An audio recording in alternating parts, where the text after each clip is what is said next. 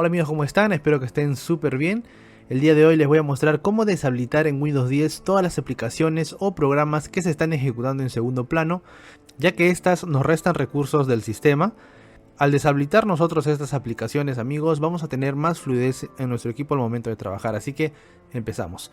Para esto, amigos, vamos a irnos a inicio aquí en la lupa y vamos a escribir configuración. En mejor coincidencia nos va a aparecer configuración.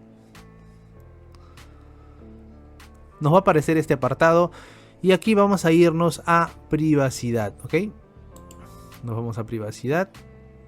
En privacidad, amigos, vamos a irnos a la parte izquierda y vamos a bajar un poquito donde dice aplicaciones en segundo plano. Esto les va a aparecer, amigos, así de esta manera. Todas están activadas. Por ejemplo, tenemos la aplicación de calculadora, tenemos Cortana, la cámara, grabador de voz y muchas más.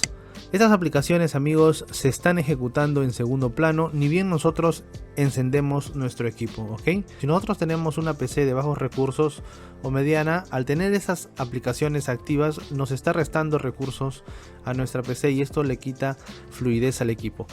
Para desactivarlas, amigos, simplemente vamos a ir aquí donde dice aplicaciones en segundo plano, permitir que las aplicaciones se ejecuten en segundo plano, simplemente vamos a dar un check, ¿ok?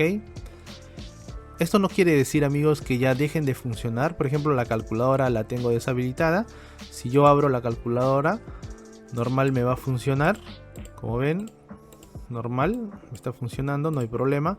Lo único que va a cambiar al nosotros desactivar estas aplicaciones es que no se ejecuten en segundo plano cuando nosotros iniciamos nuestro equipo o cuando nosotros están trabajando. De esta manera no nos van a restar recursos a nuestro sistema y vamos a poder trabajar con más fluidez.